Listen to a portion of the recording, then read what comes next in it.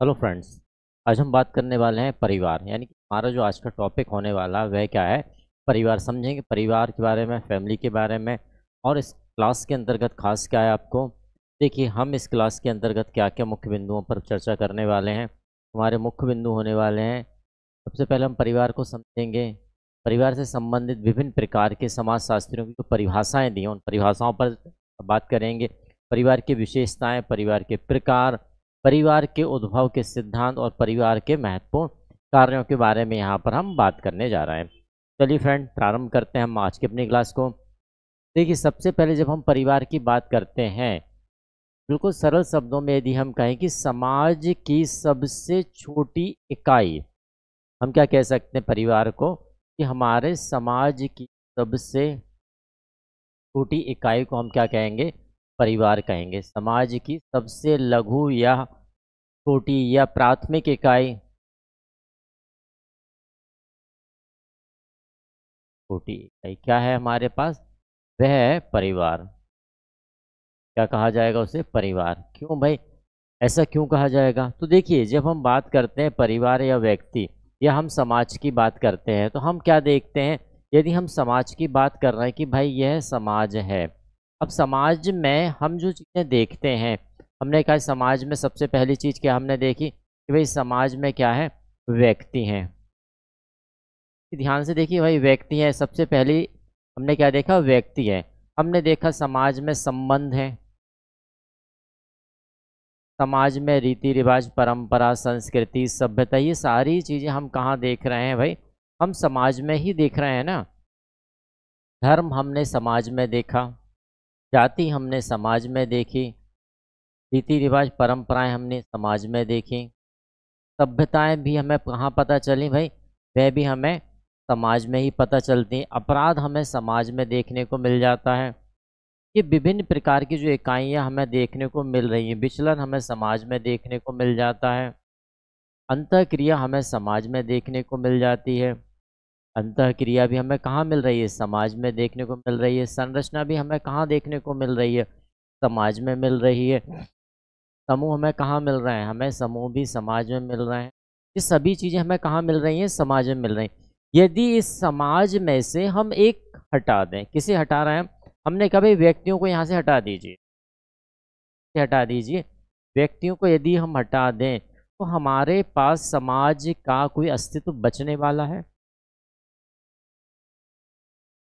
और इसी के साथ साथ हमने, तो ये व्यक्ति कहाँ है, तो व्यक्तियों का निर्माण कहाँ हो रहा है, तो व्यक्तियों का निर्माण कहाँ होता है फ्रेंड, परिवार में। कहाँ हो रहा है, परिवार में। यानी कि हम ये कह सकते हैं कि परिवार यदि है, तभी समाज में विभिन्न प्रकार की इकाइयों का होना संभव हो पा रहा है। यदि परिवार को हटा दिया जाए तो ये इकाइयाँ संभव नहीं होंगी। ना ही हमें धर्म देखने को मिलेगा, ना ही जाति, ना ही वर्ण, ना ही समूह, अंतःक्रिया, अपराध, कुछ नहीं देखने को मिलेगा। क्योंकि यदि परिवार हटा दिया तो व्यक्तियों का उत्पादन कहाँ होगा भाई, व्यक्तियों का उत्पादन नहीं होगा, व्यक्तियों में संबंध नहीं बनेंगे, जाति नहीं बने, कुछ नहीं बनने वाला है। तो परिवार एक महत्वपूर्ण, हमारे समाजशास्त्री दृष्टिकोण काफ़ी महत्वपूर्ण इकाई के रूप में हम यहाँ पर परिवार को देख रहे हैं। ठीक है, तो परिवार को सबसे पहले क्या कहा, परिवार समाज की सबसे छोटी इकाई है। परिवार आमतौर पर जब हम बात करते हैं तो क्या कहते हैं, परिवार का मतलब क्या, पति पत्नी और उनके अविवाहित बच्चों से हम क्या मानते हैं कि भाई एक परिवार का निर्माण होता है। क्या है, पति पत्नी और उनके अविवाहित बच्चे। पति पत्नियों के साथ क्या है भाई, यहाँ पर अविवाहित बच्चे भी होंगे। क्या होंगे, अविवाहित, तभी ना परिवार बनेगा। क्लियर यहाँ पर। और हम बात करते हैं पति पत्नी बच्चा।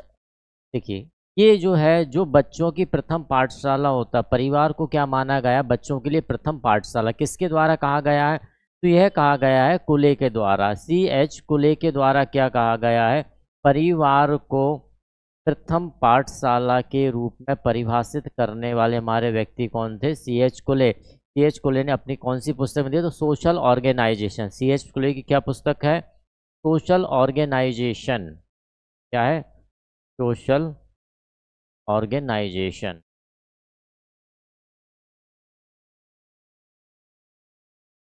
कब लिखी गई थी भाई यह पुस्तक, तो यह पुस्तक लिखी गई थी 19, कब लिखी गई थी? 19 लिखी गई थी, जहाँ पर देश कुलीय परिवार को क्या मान के चलते हैं? प्रथम पाठशाला मान के चलते हैं। आगे यह प्राणी शास्त्रीय संबंधों के आधार पर बना एक समूह है। और यदि हम परिवार को देखें तो प्राणी शास्त्रीय क्यों कहा गया? जब हम परिवार की बात करते हैं तो हम वहाँ पर देखते हैं ना कि रक्त संबंध यानी एक ही रक्त से संबंधित जो व्यक्ति है वही परिवार के क्या होते हैं? सदस्य माने जाते हैं। देखिए यहाँ पर हम क्या देखें, पति पत्नी और उनके अविवाहित बच्चे सभी का रक्त संबंध रहेगा, यानी प्राणी शास्त्रीय दृष्टिकोण से ये जुड़े रहेंगे। इसलिए इसे क्या माना गया? एक प्राणी शास्त्रीय क्या माना गया? समूह माना गया है। परिवार को सामाजिक संगठन की मौलिक इकाई के रूप में देखा गया। मौलिक इकाई, मूल इकाई, या हम ये कह सकते हैं कि प्राथमिक इकाई भी हम परिवार को कहते हैं, सबसे छोटी इकाई भी हम परिवार को कहते हैं, ये हमें ध्यान रखना है। और प्राथमिक इकाई भी परिवार को ही कहा जाता है। जैसे CH कुले के द्वारा 3 इकाइयों को प्राथमिक कहा गया है। कुले के द्वारा किसे किसे कहा गया भाई? कुले के द्वारा प्राथमिक, तो परिवार हम देखते हैं, है ना, एक परिवार है, परिवार के साथ पड़ोस है, और तीसरा किसे रखा गया है प्राथमिक में? मित्र मंडली को रखा गया है। किसके द्वारा रखा गया है? यह कुले के द्वारा ही रखा गया है, इतना हमें ध्यान रखना है। आगे बात करते हैं, एल्मर ने अपनी पुस्तक सोशियोलॉजी ऑफ फैमिली में क्या लिखा है कि जो फैमिली शब्द है वह कहाँ से लिया गया है? तो भाई लैटिन शब्द है फैमिली। कौन सा शब्द है? फैमिली लैटिन शब्द है। लैटिन शब्द के फैमुलस से हुआ है इसका उद्भव। इस शब्द से, लैटिन शब्द फैमुलस से इसका उद्भव हुआ है, जिसमें फैमुलस को कैसे प्रयोग किया जाता है? यहाँ किया जाता है माता पिता बच्चे नौकर और साथ ही साथ दास, इन सभी को मिलाकर फैमुलस बन जाता है। और फैमुलस को ही हम देखते हैं जब हम इंग्लिश लैंग्वेज में देखते हैं तो वहाँ पर फैमिली बन जाता है, और फैमिली को हम क्या कहते हैं भाई? परिवार कहते हैं। परिवार में पति पत्नी बच्चों का होना आवश्यक है। इसमें किसी भी एक के अभाव में हम परिवार ना कह के उसे क्या कहते हैं? गृहस्थ या हाउस होल्ड कहते हैं। देखिए यदि मैं कहूँ कि भाई पति पत्नी रह रहा है, उनके बच्चे नहीं हैं, तो वह परिवार के रूप में नहीं रह रहे हैं। वे किस रूप में रह रहे हैं? वह गृहस्थ में रह रहे हैं, हाउस होल्ड में रह रहे हैं, ठीक है ना। जैसे आज के समय पर कई लोग रहते हैं ना, कहते हैं नहीं साहब हम बच्चे नहीं कर रहे हैं और हम कैसे हो जाएंगे? बच्चा गोद ले लेंगे, तो वो परिवार नहीं कहलाता। वो क्या कहलाता? वो हाउस होल्ड कहलाएगा। क्या कहलाएगा? हाउस होल्ड कहलाएगा, यानी कि गृहस्थ तो कहलाएगा लेकिन परिवार नहीं कहलाएगा। क्लियर है यहाँ तक? चलिए आगे बात करते हैं। मानव सदैव ही जीवित रहने की इच्छा रखता है। बिल्कुल रखता है भाई। अब जीवित रहेगा तो उसके लिए क्या है? कोई ना कोई संसाधन चाहिए, कोई ना कोई ऐसी व्यवस्था चाहिए। तो उस व्यवस्था को कौन पूरा करता है भाई? वो उस व्यवस्था को पूरा करता है परिवार। निश्चित बात है। देखिए जब भी जन्म होता है किसी व्यक्ति का, और जन्म के साथ साथ धीरे धीरे उसे संबंध मिलते हैं, जाति मिलती है, धर्म मिलता है, विभिन्न प्रकार। अब इनसे क्या है? वह जुड़ जाता है, और जुड़ने के उपरांत स्थिति क्या रहती है? फिर उसे एक निश्चित चीज़ें चाहिए, निश्चित संबंध चाहिए। और वो निश्चित संबंध किसके हैं? तो पति पत्नी के निश्चित संबंध है वो, ठीक है ना। वो संबंध किसके हैं भाई? वो निश्चित संबंध पति पत्नी के होंगे, जिसे हम क्या कह रहे हैं? परिवार कह रहे हैं। मेलिनोव्स्की ने अपनी पुस्तक sex and representation in sewage society में क्या लिखा है? परिवार ही ऐसा समूह है जो मानव पशु अवस्था से अपने साथ लाया है। मेलिनोव्स्की का कहना रहा है अपनी पुस्तक sex and representation in sewage society में, वह कहते हैं कि जो परिवार रूपी इकाई है, यदि उस इकाई को ध्यान से देखा जाए तो पशु अवस्था से ही अपने साथ आया है। यदि मैं पहले, बहुत पहले चले जाएं हम, तो क्या उस समय परिवार नामक इकाई थी? हम आदि मानव काल में चले जाएं या उससे भी पहले काल में चले जाएं, तो हम क्या देखते थे कि जो हमारे पूर्वज रहा करते वो कैसे समूह में रहते थे। किस में रहते थे? समूह में रहते थे। अब समूह में रहते ही देखिए आवश्यकताएं क्या होती हैं? व्यक्ति की शारीरिक आवश्यकताएं भी होती हैं।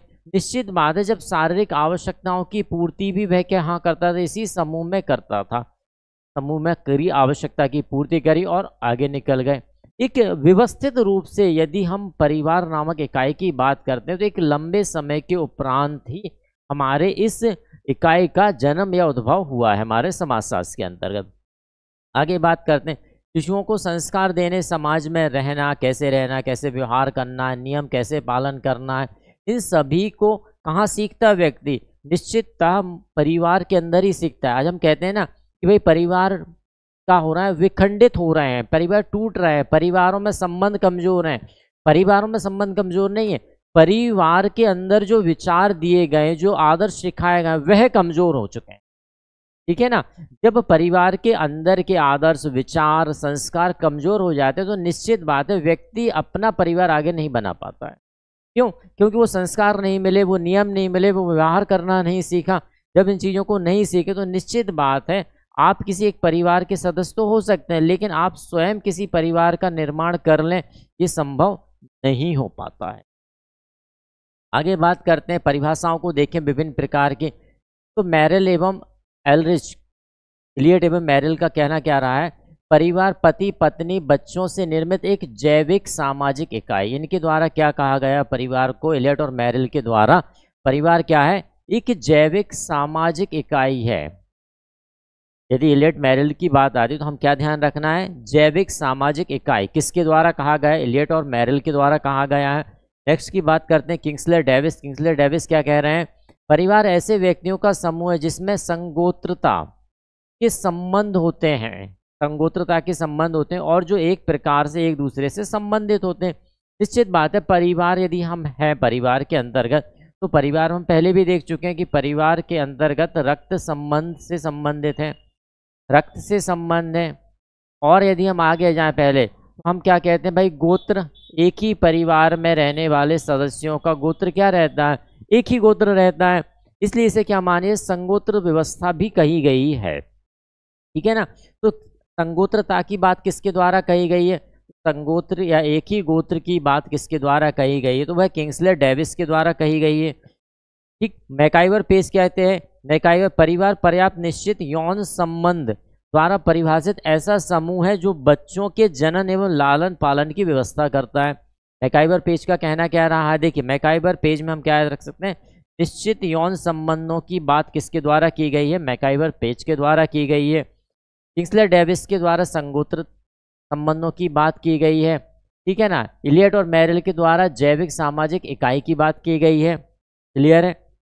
लालन पालन, देखिए जब बच्चे उत्पन्न होंगे तो निश्चित बात है उन बच्चों की परवरिश, उनका पालन पोषण, शिक्षा दीक्षा, विचार संस्कार किसके द्वारा किए जाने? माता पिता के द्वारा किए जाना है। और माता पिता में भी स्थिति क्या रहती है? देखिए जो पिता रहते हैं उनसे व्यक्ति अलग चीज़ें सीख रहा है और जो माता रहती हैं उनसे संस्कार सीखे जाते हैं कि किस प्रकार का व्यवहार है वह माता के द्वारा सीखा जाता है और पिता के द्वारा किस प्रकार से बाहर जीवन जीना है वह पिता के द्वारा सीखा जाता है। क्लियर। चलिए आगे बात करते हैं क्लियर के द्वारा क्या कहा गया परिवार के बारे में। तो क्लियर अपनी परिभाषा में क्या विशेष बात कहते हैं? क्लियर का कहना है परिवार हम संबंधों की व्यवस्था है जहाँ पर माता पिता और उनकी संतानों में वह संबंध पाया जाता है। क्या कहा गया इन्होंने? हम संबंध। हम संबंध का मतलब क्या है? जैसे कि परिवार में यदि सदस्य हैं, भाई परिवार में हम क्या कह रहे हैं? परिवार के अंदर यदि हमने कह दिया भाई 10 सदस्य हैं या 20 सदस्य हैं या 25 सदस्य, ये सभी क्या कहे जाएंगे? एक ही परिवार का हिस्सा है, एक ही परिवार के सदस्य। सभी में जो भावना होगी वह भावना कैसी होगी? हम की भावना होगी कि भाई हम इस परिवार के हिस्सा या सदस्य हैं। ऐसा नहीं होगी मैं वाली बात नहीं आएगी। ठीक है ना। आज के दौर में यदि परिवार टूट रहा है उनका मुख्य कारण क्या है? उनका मुख्य कारण व्यक्ति के मैं होना। जैसे कि यहाँ पर एक बहुत ही अच्छा सा गाना है कि दर्द दिलों के कम हो जाते तुम और मैं गर हम हो जाते। निश्चित बात है जब हम की बात आ जाती है तो हम क्या कहते हैं कि जो आप हैं वही हम हैं और जो हम हैं वही आप हैं, मैं तो कोई है ही नहीं। और इस आज के दौर में बस बात किसकी आती है? मैं की आती है। तो परिवार क्या हो जाया करते हैं? टूट जाया करते हैं। ठीक। आगे डीएन मजुमदार का कहना क्या रहा है? भाई डीएन मजुमदार क्या कहते हैं परिवार के बारे में? उन्होंने कहा परिवार ऐसे व्यक्तियों का समूह है जो एक ही छत के नीचे रहते हैं, रक्त संबंधी हैं। एक ही छत के नीचे रह रहे हैं, रक्त संबंधी हैं। स्थान की बात स्वार्थ और पारस्परिक आदान प्रदान के आधार पर कैसे हैं? एक किस्म की चेतना से जुड़े हुए हैं या अनुभव करते हैं। देखिए ज़्यादा से ज़्यादा बात मजुमदार ने क्या कही है? मजुमदार ने कहा सबसे पहली बात एक ही छत के नीचे रह रहे हैं। तो निश्चित बात है परिवार है और परिवार के जितने सदस्य हैं वे एक ही साथ रह रहे हैं तो एक ही छत की बात आ जाती। फिर रक्त संबंधी हैं, आपस में रक्त का संबंध है। जैसे कि हम देख चुके हैं कि भाई जैविकीय, प्राणी शास्त्रीय, रक्त संबंधी, तो वही बात मुजुमदार के द्वारा भी कही है। बाकी स्थान की बात इन्होंने कर दी। स्वार्थ और पारस्परिक आदान प्रदान की बात मुजुमदार के द्वारा की गई है। कुछ विशेष विशेषताओं को देखते हैं। परिवार की मूलभूत विशेषताएं या परिवार की जो विशेषताएं हम देख पाएंगे वह क्या क्या हो सकती हैं। परिवार की सामान्य विशेषता या लक्षण में यौन संबंध। देखिए परिवार का मतलब क्या है, क्या विषय कि भाई पति पत्नी को साथ रहना है और यौन संबंधों के द्वारा बच्चों को उत्पन्न करना है और उनको शिक्षा दीक्षा या उनका लालन पालन करना है। यौन संबंध मैकाइवर पेज के द्वारा प्रमुखता से रखा गया। वैवाहिक स्वरूप, परिवार का जो स्वरूप का निर्माण होता है वह कैसे होता है, वैवाहिक, यानी कि सामाजिक नियमों के अनुसार, समाज में जो नियम चल रहे हैं उन नियमों के अनुसार यदि आप परिवार का निर्माण कर रहे हैं तो वह हमारे लिए क्या वैवाहिक स्वरूप ही है। बिना वैवाहिक स्वरूप के यदि दो व्यक्ति साथ रह रहे हैं तो उन्हें विवाह या परिवार नहीं कहा जाए। ठीक है। नेक्स्ट, नामकरण एवं वंश परंपरा की प्रणाली। परिवार के आधार पर हम देखते हैं कि एक वंश प्रणाली चली आती है। हम कहते हैं ना हमारे पूर्वज वे हैं, फिर उनके पूर्वज वे हैं। ये क्या, एक वंश प्रणाली की जो परंपरा चली आती है वो किसके आधार पर चलती है, परिवार के आधार पर ही चलती है। नेक्स्ट, आर्थिक व्यवस्था की बात। देखिए जब परिवार में विभिन्न सदस्य जुड़ते जाते हैं तो प्रत्येक सदस्य जैसे हम की भावना से जुड़ा हुआ है, तो प्रत्येक सदस्य क्या भावना रखता है कि भाई ये हमारा परिवार है, इस परिवार की आर्थिक सामाजिक जो भी आवश्यकताओं की पूर्ति करना वह हम सभी को मिलकर करना है। इसलिए यहाँ पर आर्थिक व्यवस्था की बात की जाती है। सामान्य निवास, जब एक ही छत के नीचे रह रहा है तो एक सामान्य निवास का होना भी परिवार के लिए क्या हो जाता है, आवश्यक हो जाता है। आगे बात करते हैं परिवार के विशिष्ट लक्षण या विशिष्ट विशेषताएं क्या होंगी। देखिए सार्वभौमिकता, यूनिवर्सलिटी की बात की जा रही है, यानी कि परिवार नामक जो इकाई है वह विश्व के प्रत्येक स्थान पर पाई जाएगी। ऐसा नहीं कि भाई मैं कहूँ कि भाई मेरे यहाँ परिवार है, विश्व में यहाँ परिवार नहीं, ऐसा नहीं है।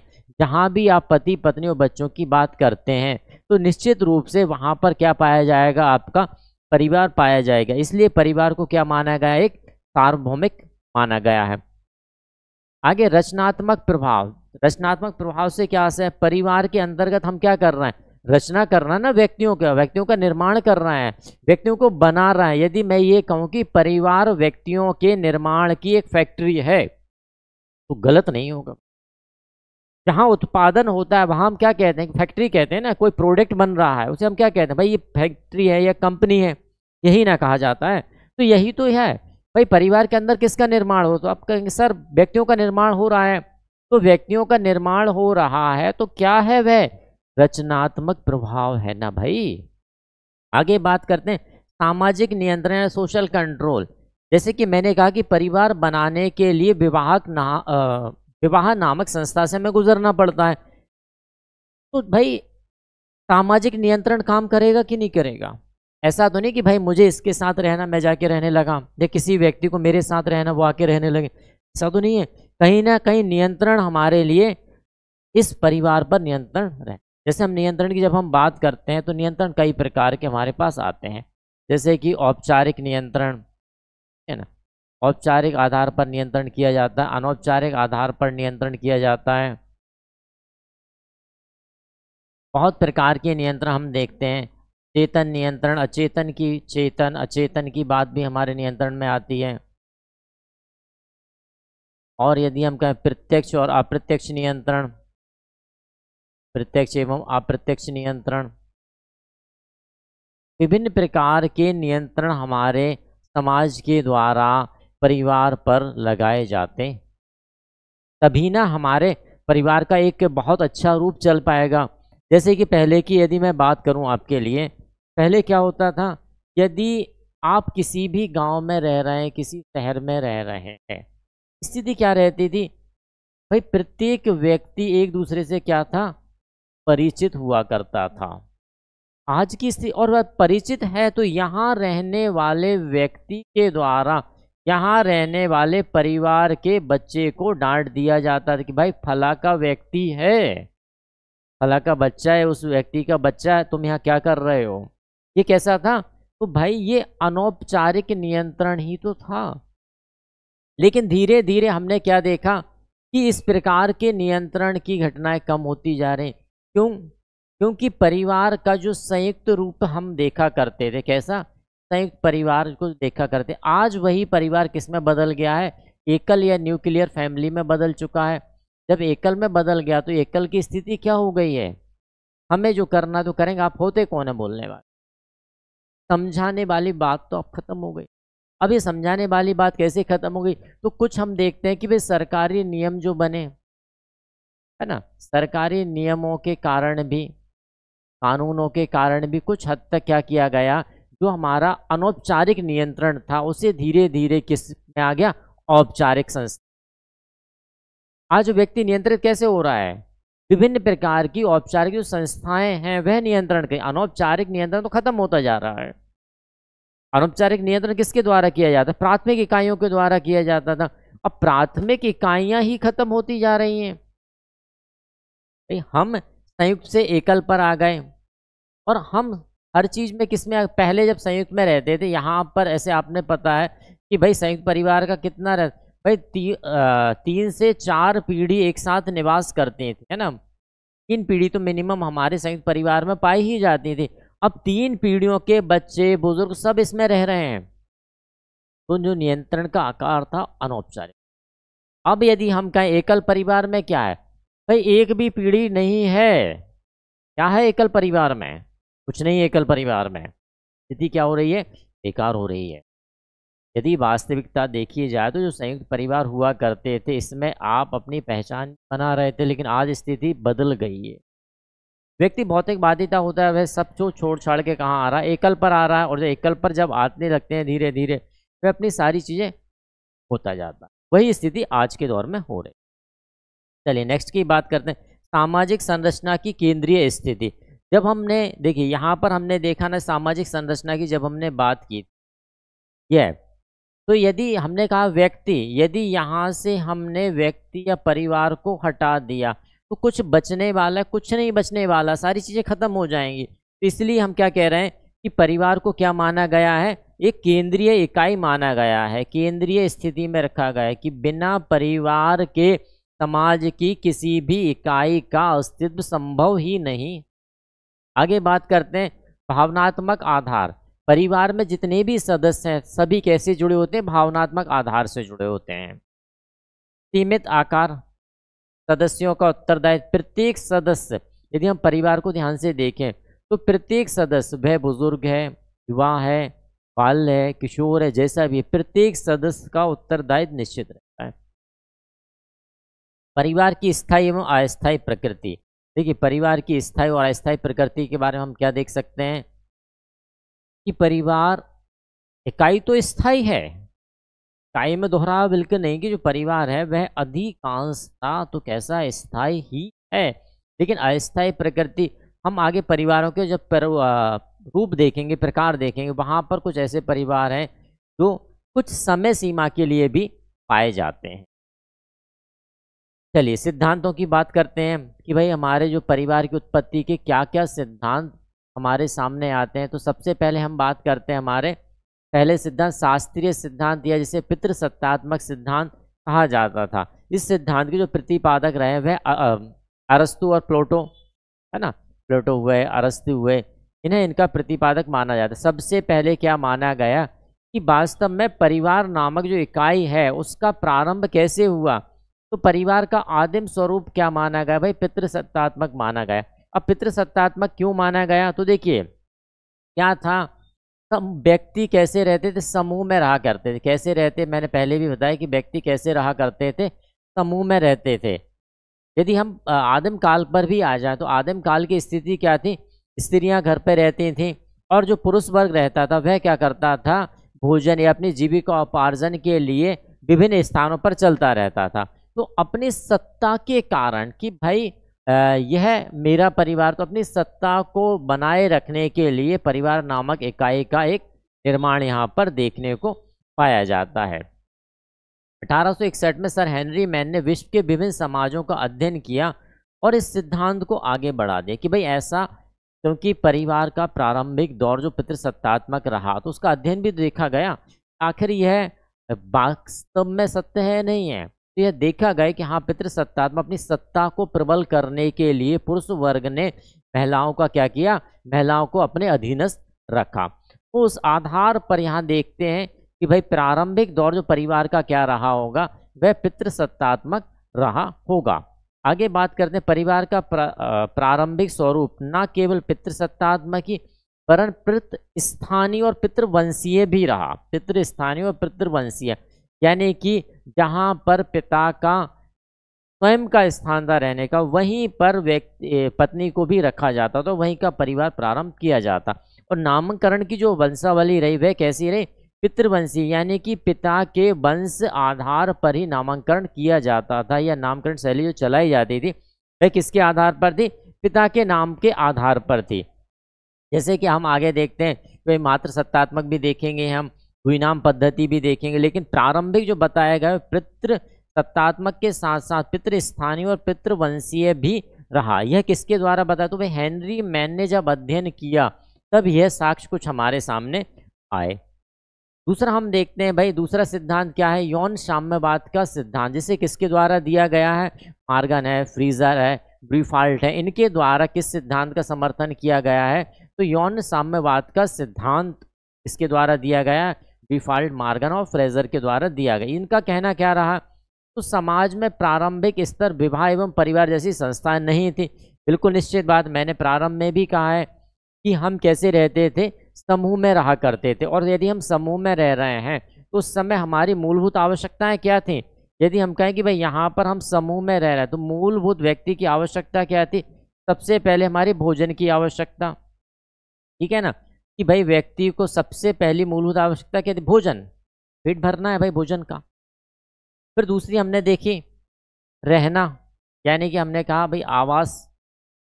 इन सबके साथ साथ और हमारी क्या आवश्यक, शारीरिक आवश्यकता, ठीक है ना। अब शारीरिक आवश्यकता की पूर्ति व्यक्ति कैसे करता था, तो अपने समूह में जो भी महिला रहती थी उससे वह व्यक्ति अपने शारीरिक आवश्यकता की पूर्ति कर लिया करता था। यहाँ पर एक व्यवस्थित आधार कुछ नहीं था कि भाई इस महिला से शारीरिक संबंध बनाना है, इससे नहीं बनाना है, कि किससे बनाना है किससे नहीं बनाना, इस प्रकार की व्यवस्था नहीं पाई जाती थी, ऐसे इनका कहना रहा। आदिम समाजों में शिव एकमात्र समूह हुआ करता था, शिव एक समूह का नाम हुआ करता था, और उसमें क्या रखा जाता, यौन स्वच्छंदता प्रचलित थी। क्या प्रचलित थी, समूह के अंदर यौन स्वच्छंदता प्रचलित थी। यौन स्वच्छंदता क्या होती है, तो भाई इस समूह के में जो भी महिलाएं हैं, जो भी पुरुष हैं, वह आपस में किसी भी महिला या किसी भी पुरुष के साथ शारीरिक संबंध बना लिया करते थे, क्योंकि उस समय शारीरिक संबंध नहीं, शारीरिक आवश्यकता हुआ करती थी कि भाई शारीरिक आवश्यकता हुई, इस समूह के किसी भी महिला या किसी भी पुरुष से क्या कर ली, उस आवश्यकता की पूर्ति कर ली जाती थी। क्लियर है। तो इससे क्या होगा भाई, अब इससे यदि महिला गर्भवती हो जाती, उससे पुत्र या पुत्री जो भी होता था, उसका पिता कौन होगा, पिता का निर्धारण कैसे, सबसे बड़ी समस्या हमारे सामने यही आई।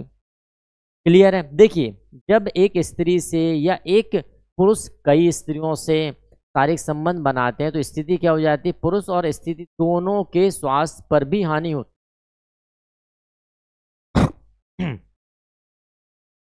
तो पितृत्व निर्धारण यहाँ पर कठिन हुआ। साथ में आदिम समाजों में पिता, महदबीन या माता शिव ही प्रारंभिक समूह हुआ करते थे। इसलिए प्रारंभिक जो दौर रहा, हमने क्या किया, आवश्यकताओं की पूर्ति हुआ करती थी।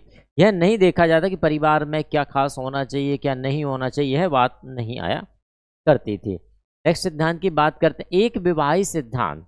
नेक्स्ट सिद्धांत क्या है भाई, एक विवाही सिद्धांत। जब हमने देखा कि भाई इस प्रकार पिता का निर्धारण भी नहीं हो पा रहा है, महिला के स्वास्थ्य और पुरुष के स्वास्थ्य पर भी हानि हो, फिर थोड़ा सा तर्क हम उस समाज में देखा। समाज में देखने का फिर क्या रहा कि भाई एक महिला से, यानी कि एक विवाह का सिद्धांत प्रचलन में आया कि भाई एक महिला से ही अपने जो शारीरिक आवश्यकता है वह पूर्ति की जाए, जिससे कि महिला के गर्भवती होने पिता का निर्धारण भी संभव हुआ। और पिता के निर्धारण के साथ साथ भी यह भी देखने में आया कि जो महिला और पुरुष का स्वास्थ्य रहा वह भी क्या रहा, काफ़ी अच्छा रहा। तो एक विवाही सिद्धांत किसके द्वारा दिया गया? वेस्टरमार्क के द्वारा एक विवाही सिद्धांत दिया गया। और किस पुस्तक में दिया गया? पुस्तक है the history of human marriage. कौन सी पुस्तक है? The history of human marriage के अंतर्गत दिया गया वेस्टरमार्क का यह सिद्धांत। अब इस सिद्धांत को आगे दिया, डार्विन परिवार का जन्म पुरुष के आधिपत्य और ईर्ष्या की भावना के कारण हुआ। डार्विन का कहना भी रहा यहाँ पर कि भाई परिवार का जो जन्म हुआ वह किसके आधिपत्य के कारण? पुरुष के आधिपत्य के कारण। भाई एक विवाह जो रहा, जब पुरुष ने, देखिए यदि हम थोड़े से और पहले जाएं तो हम क्या देखेंगे वहां पर, जब किसी व्यक्ति को शारीरिक आवश्यकता की पूर्ति करनी तो हम क्या देखते थे? आधिपत्य, शक्ति। पहले क्या था? शक्ति ही तो थी कि भाई जिसकी शक्ति ज्यादा है वह सारे काम करेगा, यही चीजें चला करती थी। तो यहाँ पर ईर्ष्या और आधिपत्य की भावना हुई, जिसके कारण एक विवाही जो परिवार रहा या एक विवाह का जो सिद्धांत रहा वह प्रबल होता गया है। यह किसके द्वारा कहा? भैया डार्विन के द्वारा कहा गया। और डार्विन का यही जो मत रहा, ये किसने समर्थन कर लिया? भाई इसे वेस्टरमार्क ने समर्थन प्रदान किया। भाई ऐसा है। आगे वेस्टरमार्क ने इस सिद्धांत की पुष्टि जुकरमैन तथा मेलिनोवस्की ने भी की। देखिए आज के कुछ समय पहले की यदि हम समाज की बात करें तो वहाँ भी हम क्या देखेंगे कि एक आधिपत्य, अपनी सत्ता की स्थापना के लिए पुरुषों ने क्या किया? आधिपत्य में महिलाओं को रखा। यही हमारा एक विवाही सिद्धांत। अब वो आधिपत्य में क्यों रखा? देखिए उसके पीछे भी हमारे कई कारण पाए जाते हैं। क्योंकि आधिपत्य में इसलिए रखा गया कि भाई महिला जो है कोई अन्य पुरुष के शारीरिक संबंध स्थापित ना कर पाए, इसलिए वह आधिपत्य बना के रखा गया। मेलिनोवस्की ने अपनी पुस्तक sex and representation in civil society में इस सिद्धांत की पुनः पुष्टि की गई है। आगे बात करें, मनुष्य पशु अवस्था से ही परिवार को अपने साथ लाया और वह परिवार एक विवाही परिवार कहलाया। अब देखिए पशु अवस्था का मतलब क्या है? यौन स्वच्छंदता की बात की गई है। जैसे हमें जब समझ नहीं हुआ करती थी स्वच्छंद थे, जैसे शिव की बात आई है, एक समूह की बात आई वहाँ पर, लेकिन जैसे जैसे समझ या चीज़ें विकसित होती गईं वैसे वैसे परिवर्तन आता गया। अगले सिद्धांत की बात करते हैं, मात्र सत्तात्मक सिद्धांत किसके द्वारा दिया गया? तो भाई यह सिद्धांत दिया गया ब्रीफाल्ट के द्वारा अपनी पुस्तक द मदर। ब्रीफाल्ट की जो पुस्तक है द मदर, उसमें मात्र सत्तात्मक सिद्धांत बताया गया। इनका कहना क्या रहा? भाई हमने पितृ सत्तात्मक देख लिया, तो अब मात्र सत्तात्मक में क्या रहा? तो ब्रीफाल्ट कहते हैं कि मात्र सत्तात्मक एवं मात्र वंशीय परिवारों का उदाहरण देकर यह कहते हैं कि यौन संबंध बहुत अधिक निश्चित नहीं। का कहना क्या रहा कि आरंभ में या प्रारंभ में जो यौन संबंध थे वह निश्चित नहीं थे। निश्चित बात है, क्योंकि हम रहते कैसे थे? समूह में रहते थे ना। भाई हम कैसे रह रहे हैं? समूह में रह रहे हैं। तो यहाँ पर यौन संबंधों की निश्चितता है ही नहीं। कैसे निश्चितता होगी कि भाई किस व्यक्ति को किस महिला से यौन संबंध स्थापित करना, वह निश्चितता तो रहती नहीं थी। इसलिए इन्होंने कहा, तो ब्रीफाल्ट ने आगे मत क्या दिया कि मानव परिवार तो पशु परिवार का भी आदि स्वरूप मात्र सत्तात्मक रहा। यह अपना ब्रीफाल्ट का जो कथन रहा है कि भाई पशुओं में भी क्या पाया जाता है कि ना मात्र सत्तात्मक पाया जाता था। क्यों पाया जाता था? इसके पीछे एक महत्वपूर्ण कारण रहा। वह क्या कारण था? देखिए उस कारण को हम समझते हैं। जैसे कि मैंने कहा कि जब हम समूह में रहा करते थे, कैसे रह रहे हैं? समूह में रह रहे हैं। तो समूह में जो पुरुष वर्ग है, पुरुष वर्ग का मूल उद्देश्य या मूल कार्य क्या रहता था? इस समूह के लिए क्या करना है? क्या करना है समूह के लिए? इस समूह की आवश्यकताओं की पूर्ति करना है। अब निश्चित बात है आपकी भोजन से संबंधित आवश्यकताएं, रहने से संबंधित आवश्यकताएं, तो पुरुष वर्ग अधिकांशतः क्या करता था? सर्वाइव करता रहता था, यानी कि घूमता रहता। जिसे हम क्या कहते थे? क्या कहते थे भाई? खाना बदोश, ठीक है ना, खाना बदोशी जिंदगी जो। लेकिन कौन जीता? सिर्फ पुरुष वर्ग। पहला वर्ग को नहीं, महिला वर्ग को एक निश्चित स्थान पर समूह पर रखा जाया करता था। अब महिला वर्ग को रखा यहाँ जा रहा और पुरुष क्या कर रहे? खाना बदोशी जीवन जी रहा है। तो स्थिति क्या होगी भाई? महिला वर्ग से जो बच्चे उत्पन्न होने वाले हैं या हो रहे हैं, उन्होंने किसे देखा? प्रथम महिला को देखा। जब महिला को देखा तो निश्चित बात है, महिला या माता को देखा तो निश्चित बात है माता की सत्ता चल रही ना। तो इस प्रकार ब्रीफाल्ड इस कथन को समझाते हुए यही कहते हैं कि भाई पहले क्या था, हमारा मात्र सत्तात्मक परिवार ही पहला स्वरूप माना गया। किनके द्वारा? ब्रीफाल्ड के द्वारा, द मदर में। आगे बोकोफन तथा टायलर ने भी ब्रीफाल्ड के सिद्धांत का समर्थन किया कि हाँ भाई ऐसा है, क्योंकि आदि मानव काल में, यदि हम आदिम काल की बात कर ही रहे हैं, तो आदिम काल की स्थिति क्या है? पुरुष तो निकल गया ना, अपनी शारीरिक आवश्यकता पूरी की, फिर निकल जाता, फिर कभी आएगा। इस प्रकार से स्थिरता पुरुष वर्ग में नहीं रही उस समय, क्योंकि आवश्यकताओं की पूर्ति करनी रहती, और आवश्यकताओं की पूर्ति के कारण माता की सत्ता बनी और मात्र सत्तात्मक परिवारों का क्या हुआ? निर्माण होता गया। नेक्स्ट सिद्धांत की बात करते हैं, उद्विकासीय सिद्धांत या एवोल्यूशन थ्योरी। एवोल्यूशन थ्योरी किसके द्वारा दी गई? तो एवोल्यूशन थ्योरी देने वाले हमारे क्या है? वोकोफन है, ठीक है ना।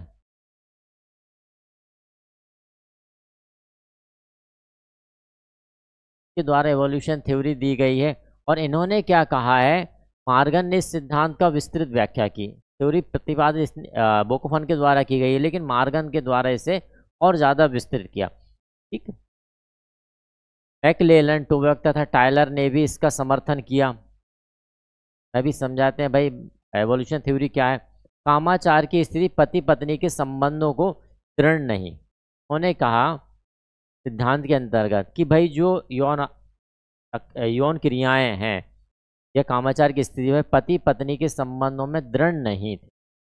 दृढ़ कैसे होंगे? हम समूह में रह रहे हैं ना, समूह में निकल गए, भाई किस महिला से संबंध स्थापित, वो कितने समय के बाद आ रहे हैं, आ भी रहे हैं कि नहीं आ रहे हैं, स्थिति हम पहले देख चुके हैं। तो मार्गन ने परिवार के उद्विकास में कुछ चरणों को रखा। पहला चरण इन्होंने रखा समरक्त परिवार, दूसरा रखा समूह परिवार, सिंडेस्मियन परिवार, पितृसत्तात्मक परिवार और एक विवाही परिवार। इन्होंने कहा किस चरणों से हम एक विवाही परिवार तक पहुंचे। पहला इन्होंने देखा समरक्त परिवार, यानी इस समय की स्थिति क्या हुआ करती? समरक्त, एक ही रक्त से संबंधित व्यक्ति। यहाँ पर यह निश्चित नहीं रहता था कि भाई महिला किससे संबंध स्थापित, पुरुष किससे कर, बस एक ही रक्त है पूरा, ठीक है ना।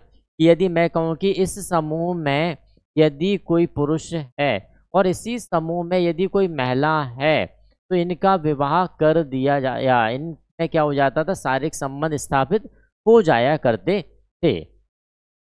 समूह विवाह, समूह की स्थिति क्या बनी? भाई समूह परिवार कैसे बने? एक समूह यह है और दूसरा समूह यह है ना। तो इसमें शारीरिक संबंध बनाए जा रहा, तो इस प्रकार से हमारे पास क्या समूह परिवारों का उल्लेख पाएगा। फिर सिंडेस्मियन परिवार, तो सिंडेस्मियन परिवार पर भी कुछ बातें निर्धारित की गई, है ना। पितृसत्तात्मक, फिर सिंडेस्मियन परिवार के बाद जब पितृसत्तात्मक आया, पितृसत्तात्मक क्यों बना? क्योंकि आधिपत्य शक्ति को प्रदर्शित करने के लिए पितृसत्तात्मक। पितृसत्तात्मक के उपरांत फिर बना हमारे पास क्या है? एक विवाही परिवार। पितृसत्तात्मक में भी क्या स्थिति बताई जाती है कि एक पिता या एक पुरुष कई महिलाओं से संबंध स्थापित करता था या कई संबंध बनाकर रखता था। जैसे कि पहले आपने देखा होगा कि एक पुरुष के साथ कई कई महिलाएं वैवाहिक संबंध में रहा करती थी। चलिए आगे बात करते हैं, परिवार के प्रकारों को देखते हैं। भाई परिवार कितने प्रकार से वर्गीकृत किए गए हैं। तो सबसे पहले हम बात करते हैं सदस्य संख्या के आधार पर। सदस्य संख्या के आधार पर परिवार कितने प्रकार के होते हैं? तो पहले केंद्रीय परिवार, संयुक्त परिवार और विस्तृत परिवार। केंद्रीय परिवार जैसे कि मैंने कहा कि एकल परिवार, जिसमें सबसे कम से कम संख्या है, वो क्या हो जाएंगे? आपके केंद्रीय परिवार। ज़्यादा संयुक्त परिवार 2 या 3 पीढ़ी निवास कर रही हैं, तो हमने उसे क्या कह दिया? संयुक्त परिवार कह दिया। विस्तारित परिवार यानी इसमें 2 या 3 पीढ़ियों के साथ साथ क्या आ जाते हैं? कुछ नौकर चाकर भी जुड़ जाते हैं, तो उसे हमने क्या कह दिया? विस्तृत परिवार कह दिया।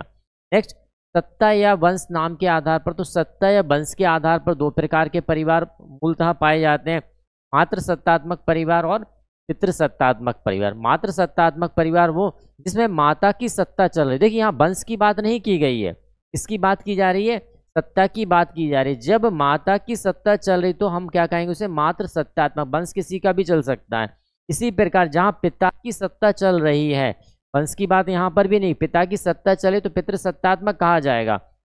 क्लियर है? इसी प्रकार जब हम वंश की बात करते हैं, तो जब पिता के वंश पर चल रहा है तो उसे हम कहेंगे पितृवंशीय, और माता के वंश पर चले यानी माता के नाम पर चल रहा है तो हम उसे कहेंगे मातृवंशीय। ठीक। नेक्स्ट, निवास स्थान के आधार पर, निवास के आधार पर परिवारों को वर्गीकृत किया गया है। कितने प्रकार के परिवार हैं? मातृ स्थानीय, यदि विवाह के उपरांत वर और वधू कहाँ रह रहे हैं? माता, यानी वधू की माता के स्थान पर रह रहे हैं तो उसे हमने क्या कहा? मातृ स्थानीय परिवार। यदि वर वधू विवाह के उपरांत वर के पिता के साथ रह रहे हैं तो उसे क्या कहा जाएगा? पितृस्थानीय परिवार। इसी प्रकार नव स्थानीय परिवार किसे कहा जाएगा? वर और वधू विवाह के उपरांत कहाँ रह रहे हैं? अपना स्वयं का नया घर में रह रहे हैं, उसे कहा जाएगा नव स्थानीय परिवार कहा जाएगा।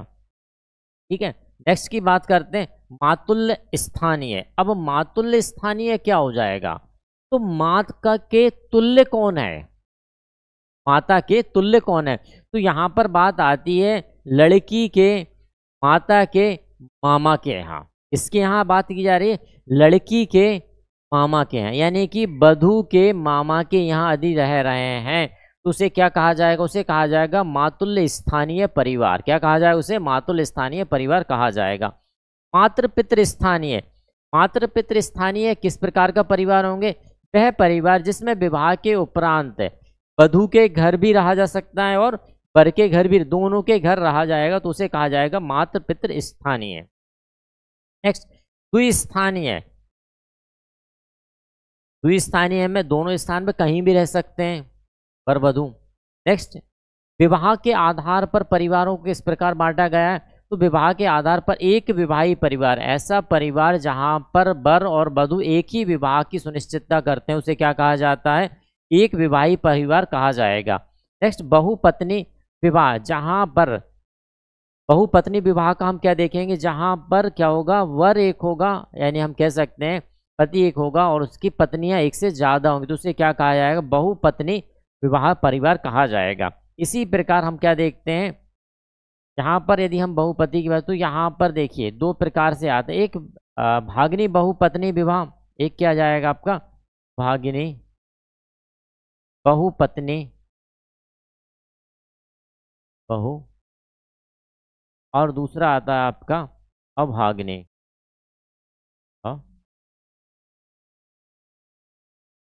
बहुपत्नी। जब भागिनी बहुपत्नी की बात करें तो यहाँ पर जितनी भी पत्नियां होंगी वे आपस में क्या होंगी? बहनें होंगी, तो उसे हम क्या कहेंगे?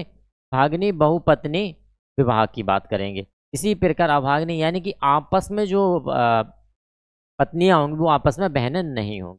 इसी प्रकार बहुपति समूह विवाह, एक समूह ए समूह है और यहाँ पर बी समूह। जब इस समूह के पुरुष इस समूह की महिलाओं से विवाह करते हैं तो उसे हम क्या कहते हैं? समूह विवाही परिवार कहते हैं। यानी कि एक समूह कोई है, पुरुषों का एक समूह है महिलाओं का, और आपस में क्या कर लिया जाता है? विवाह करके परिवार का निर्माण कर लिया जाता है। तो उस प्रकार से बने परिवार को क्या कहा जाता है? समूह विवाही परिवार कहा जाता है। नेक्स्ट की बात करें और कुछ स्वरूपों को देखें तो मिश्र परिवार, स्तंभ परिवार। मिश्र परिवार जहाँ पर जैसे हमने संयुक्त परिवार की बात की है तो वह मिश्र परिवार में आ जाएगा। एक स्तंभ परिवार, यानी कि पिता का परिवार। स्तंभ हम कैसे कहते हैं? रूट फैमिली किसे? स्तंभ परिवार या रूट फैमिली की अवधारणा किसके द्वारा दी गई है? अवधारणा दी गई है लीपले के द्वारा। सबसे पहले लीपले के द्वारा रूट फैमिली या स्तंभ परिवार की बात की गई है। यदि स्तंभ होगा तो चाइल्ड फैमिली भी होगी। चाइल्ड फैमिली यानी कि नए जो परिवार बना है उसे हम चाइल्ड फैमिली कहते हैं। और हम पिता के साथ यदि रह रहा है वर वधू तो उसे क्या कहा जाएगा? स्तंभ परिवार, या जिसे कहा जाता है जन्म मूलक परिवार के नाम से भी जाना जाता है, कि जहां आपका जन्म हुआ है वहीं आप लोग रह रहे हैं तो उसे क्या कहा जाएगा? जन्म मूलक परिवार या स्तंभ परिवार या रूट फैमिली कही जाएगी। क्लियर? तो ये महत्वपूर्ण प्रकार हमने परिवार के देखे। आगे बात करते हैं विभिन्न समाज शास्त्रियों द्वारा जो परिवार के कार्यों को बताया गया है कि फैमिली के कार्य क्या क्या हैं, कौन कौन से कार्य जो परिवार के द्वारा किए जाते हैं, वो कार्यों को हम देखते हैं।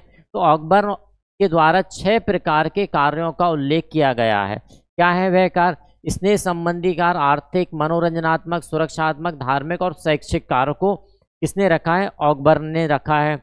इसी प्रकार मैकाइवर की बात करते हैं तो मैकाइवर ने अनिवार्य और ऐच्छिक कार्यों में वर्गीकृत कर दिया। एक परिवार के वो कार्य की जो आपको करना ही है, उन्हें कहा गया अनिवार्य कार्य। अनिवार्य कार्यों में क्या रखा गया? लैंगिक आवश्यकताओं की पूर्ति अनिवार्य में, संतानोत्पत्ति में बच्चों का लालन पोषण अनिवार्य में, और घर की व्यवस्था अनिवार्य में रखी गई है। देखिए, लैंगिक आवश्यकताओं की पूर्ति क्यों? क्योंकि यदि परिवार बनाया है तो निश्चित बात है संतान उत्पन्न करना है। संतान उत्पन्न करने के लिए हमें क्या करना है? लैंगिक आवश्यकताओं की पूर्ति करना है। फिर संतान उत्पन्न हो जाएगी, संतान उत्पन्न हुई तो हमें बच्चों का पालन पोषण अनिवार्य रूप से करना है, और घर की एक व्यवस्था। भाई बच्चों को रखोगे कहाँ? तो घर की व्यवस्था। ऐच्छिक कार्यों में क्या रखा गया? भाई धर्म आपको करना है तो कीजिए, कंपलसरी नहीं है धर्म। इसी प्रकार शिक्षा, आपको अच्छा जीवन चाहिए तो शिक्षित कीजिए। आर्थिक, स्वास्थ्य संबंधी एवं मनोरंजन संबंधी, इन्हें कैसे माना गया है? मैकाइवर के द्वारा ऐच्छिक माना गया है। सामाजिक कार्यों में हम किन किन को रख सकते हैं? देखिए, सामाजिक कार्य में सामाजिक परिस्थिति प्रदान करना। जब भी आप परिवार का निर्माण करते हैं तो एक समाज में उस परिवार की परिस्थिति का होना आवश्यक है, तो उसके लिए हमें क्या करना है? ये हमारे सामाजिक कार्य में। सामाजिक नियंत्रण की बात सामाजिक कार्यों में आएगी। शैक्षणिक कार्य, यह भी समाज को देखकर शैक्षणिक कार्य को भी कहाँ रखा गया है? सामाजिक कार्यों में रखा गया। सामाजिकरण और मनोरंजन, सामाजिकरण से आशय क्या होता है? सामाजिकरण का आशय है सीखने की एक क्रिया। क्या कहा जाता है जिसे? सीखने की प्रक्रिया। व्यक्ति जन्म से लेके जब तक मृत्यु नहीं प्राप्त कर लेता तब तक व्यक्ति क्या है? कुछ ना कुछ सीख रहा है। और सामाजिकरण की सबसे पहली इकाई को हम क्या देखते हैं? भाई सबसे पहला सामाजिकरण कहाँ होता है?